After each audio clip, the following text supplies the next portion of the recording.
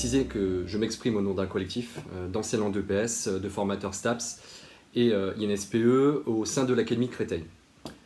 Nous nous sommes largement exprimés à travers différentes tribunes et une pétition pour alerter la profession et le grand public quant au risque de voir le dispositif 2S2C se pérenniser, avec pour conséquence une externalisation progressive des disciplines comme l'EPS, l'éducation musicale ou encore les arts plastiques. Il est important de comprendre que la mise en place des 2S2C, dans un contexte de crise sanitaire, n'est qu'un prétexte pour avancer sur une réforme qui avait été annoncée en amont dans le rapport « Faire de la France une vraie nation sportive » paru le 29 mars 2019. Rédigé par deux parlementaires, Françoise Gatel, sénatrice d'Ille-et-Vilaine, et François Cormier-Bouligeon, député du Cher. Ils y proposaient notamment, et je cite dans ce rapport, « renforcer les passerelles en permettant aux enseignants d'EPS d'intervenir dans le premier degré et en généralisant l'intervention d'éducateurs sportifs diplômés dans les établissements scolaires de premier et second degré. » C'est ce même député, donc M. Cormier-Bouligeon, et 20 autres parlementaires qui ont poussé à la mise en place du dispositif 2S2C par un courrier au Premier ministre en date du 20 avril 2020. Alors, certes, augmenter le temps de pratique physique et sportive des jeunes est une volonté louable. Pour autant, la quantité n'est pas synonyme de qualité et pose de vraies questions sur les effets éducatifs d'une telle orientation. Pourquoi ne pas augmenter les heures d'EPS, comme l'avait fait François Bayrou en 1995 ? Pourquoi ne pas instaurer une véritable formation des professeurs des écoles, quasi inexistante actuellement ? Pourquoi ne pas augmenter les subventions aux familles les plus modestes pour inscrire leurs enfants dans des clubs sportifs ?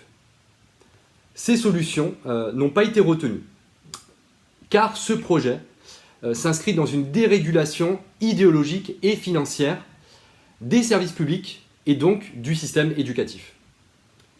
Il est temps que l'État rappelle le rôle essentiel des enseignants d'EPS, qui assurent à l'ensemble de la jeunesse française un enseignement physique, républicain, gratuit, s'inscrivant dans un projet éducatif. Il est temps que le ministre de l'Éducation nationale admette que l'EPS, les disciplines artistiques et culturelles, ne sont pas des disciplines subalternes. Elles sont fondamentales et indispensables pour la formation citoyenne et l'éducation émancipatrice de tous les enfants de la République. Le ministre de l'Éducation nationale distingue clairement l'enseignement de savoirs prétendus fondamentaux de ceux favorisant l'épanouissement de l'enfant.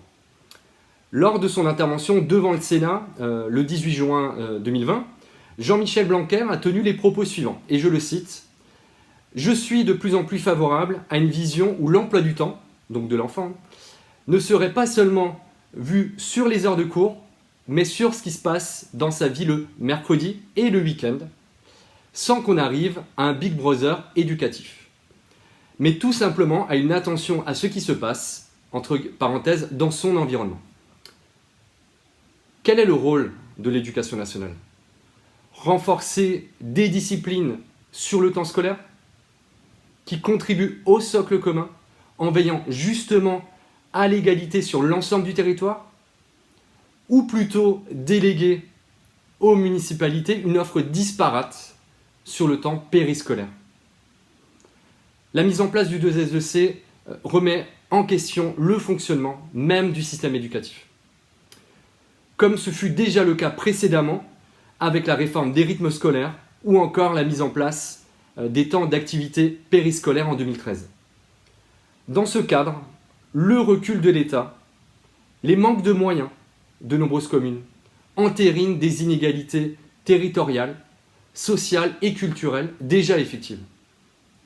Et le 2S2C va amplifier ce phénomène puisque les communes ne disposant pas toutes des mêmes ressources humaines, matérielles et financières. Cette réforme nuirait à la transversalité des savoirs, notamment en primaire, avec pour conséquence la mise en place d'une école purement utilitariste et réductrice, savoir lire, écrire et compter. C'est à cette transversalité des savoirs que contribue l'EPS, l'éducation musicale et les arts plastiques. C'est la mission des professeurs des écoles, des enseignants du second degré, de permettre aux élèves, notamment les plus éloignés de la culture scolaire, d'avoir accès à ces savoirs. Réduire l'enseignement aux savoirs prétendus fondamentaux, c'est accroître encore les inégalités scolaires et sociales. Cette organisation du temps scolaire a déjà été expérimentée en 2010 par Jean-Michel Blanquer, alors recteur de l'Académie Créteil, et Laurent Petrinca, son directeur de cabinet de l'époque, dans le cadre d'une expérimentation assez emblématique, donc le dispositif cours le matin, sport l'après-midi. Suite à cela, une note de synthèse et d'évaluation de la DGESCO a été publiée en 2012 et qui conclut, et là encore une fois je cite cette note de synthèse, il apparaît qu'une généralisation nationale du dispositif cours le matin, sport l'après-midi n'est ni envisageable en raison de contraintes techniques et matérielles insurmontables, ni forcément souhaitable. Ce dispositif, développé durant quelques années, a été jugé trop coûteux par rapport aux réels bénéfices pouvant en être tirés. Les différents rapports soulignent qu'il profitait davantage aux catégories socio-professionnelles les plus favorisées, que l'augmentation des résultats scolaires n'était pas significative, contrairement à ce qu'affirme actuellement Laurent Petrinca, donc inspecteur général éducation, sport, recherche. Le projet 2S2C se répercute directement en EPS. La volonté du gouvernement de pérenniser ce dispositif révèle d'autres enjeux. Ils ont été exposés par Laurent Petrinca dans un article paru le 31 mai dernier dans Le Parisien. Cette réforme veut associer au service public d'éducation et au secteur associatif des partenaires privés. L'objectif premier des structures marchandes vise la rentabilité. Elles ne sont pas tenues par des règles éthiques et éducatives comme dans les clubs sportifs ou en EPS. Déléguer cet enseignement à ces acteurs va mécaniquement abaisser leurs exigences d'enseignement et leur niveau de compétence pour tendre vers un dispositif rentable financièrement. Nous défendons l'idée que l'État français, en créant le corps des professeurs d'EPS, assure à l'ensemble de la jeunesse française un enseignement physique républicain, gratuit, s'inscrivant dans un projet éducatif. Le secteur associatif, au sein duquel pratiquent environ 40% des enfants de 6 à 18 ans, assure une formation spécialisée et performante. Renvoyer cet enseignement à des municipalités ou à des partenaires privés, c'est mettre en difficulté l'égalité républicaine. Que va-t-il se passer dans des municipalités aux idéaux extrêmes ? Quelle garantie aura-t-on sur la compétence des intervenants et leurs convictions ? L'État perdra alors son rôle de régulateur et de contrôle de l'enseignement des activités physiques et sportives à l'échelle nationale. Ce projet est donc néfaste à l'équilibre du système français d'enseignement des activités physiques, sportives, artistiques et culturelles.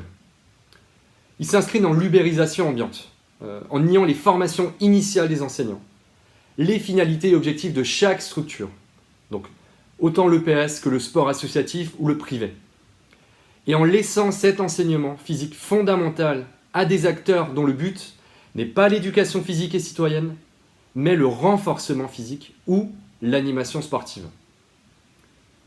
Enfin, nous souhaitons rappeler que les enseignants d'EPS, de par leur formation et leur polyvalence, permettent la diffusion d'une culture sportive éclectique à des publics qui n'y auraient jamais accès, qui n'auraient jamais eu accès, autant à ces activités comme l'escalade, la natation ou encore les arts du cirque. Et de répondre ainsi à l'objectif d'égalité républicaine. Il donne accès à ces activités sportives à des publics à besoins éducatifs particuliers, des élèves en surpoids, des élèves en situation de handicap. Ils contribuent en tout cas de manière reconnue, de par leur formation, dans toutes les écoles, dans tous les établissements, notamment dans les quartiers difficiles, à construire sociabilité et civisme. Enfin, ils inscrivent les pratiques sportives dans une logique d'accomplissement personnel et de progrès physique. Aussi, cette réforme déployée dans un contexte sanitaire exceptionnel apparaît alors comme néfaste et comme une régression scolaire, tant culturelle que sociale. Les enfants de la République méritent un enseignement délivré par des personnels formés et polyvalents dans un souci d'éducation, de culture et de justice sociale.